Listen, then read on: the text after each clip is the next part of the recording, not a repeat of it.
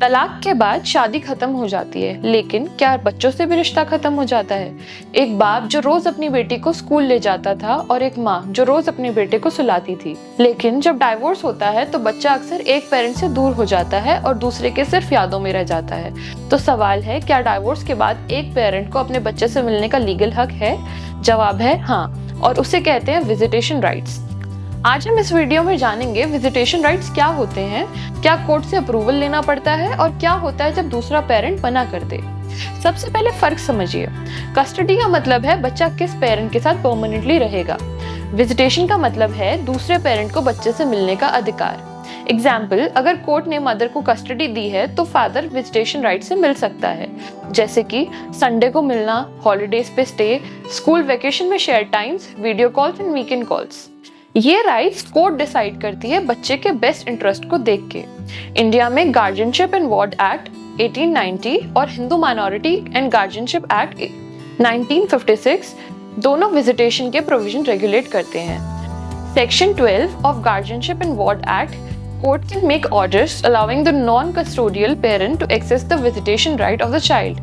लेकिन कोर्ट का decision depend करता है इन कुछ बातों पे, जैसे कि बच्चे की एज क्या है, बच्चे की मेंटल एंड फिजिकल हेल्थ कैसी है और पेरेंट्स के आपस में रिलेशनशिप कैसे हैं।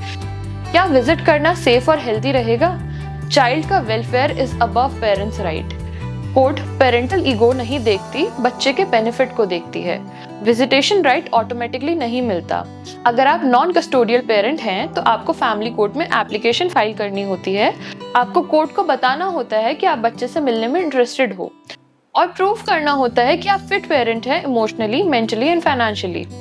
उसके बाद कोर्ट मीडिएशन सजेस्ट करती है, इंटरिम विजिटेशन ऑर्डर दे सकती है और फाइनल कस्टडी या विजिटेशन का ऑर्डर देती है। ये एक रियल प्रॉब्लम है। कोर्ट ऑर्डर होने के बावजूद कई बार custodial parent non custodial parent को बच्चे से मिलने नहीं देता।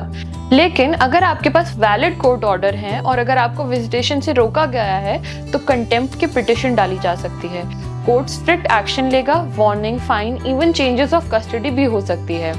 कोर्ट चाइल्ड काउंसलिंग भी सजेस्ट करती है अगर बच्चा रेसिस्ट कर रहा हो तो।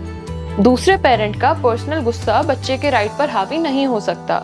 कोर्ट इंश्योर करती है कि बच्चा दोनों पेरेंट्स के प्यार से नर्चर हो।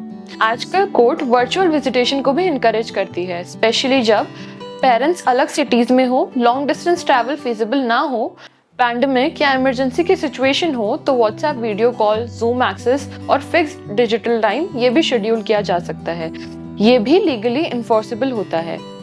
अगर कोर्ट ने अप्रूव किया है तो कोर्ट पेरेंटिंग प्लान भी सजेस्ट करती है, जिसमें क्लियरली लिखा होता है कौन कब मिलेगा, कैसे कांटेक्ट होगा, क्या रूल्स होंगे। एक फेमस केस है Gaurav Nagpal versus Sumedha Nagpal 2009। Supreme court ने कहा child's welfare is the Paramount.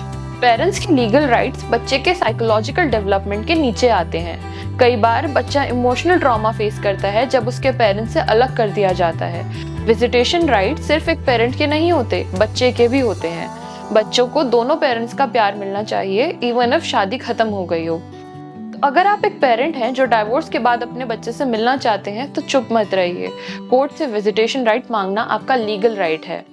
और अगर आप बच्चे के गार्जियन हैं तो कोर्ट ऑर्डर की रिस्पेक्ट कीजिए बच्चे के इमोशनल हेल्थ के लिए। आपका क्या मानना है? क्या विजिटेशन राइट्स को इंडिया में और स्ट्रॉन्ग बनाना चाहिए? क्या दूसरे पेरेंट्स के रिफ्यूजल पे स्ट्रॉन्ग एक्शन लेनी चाहिए?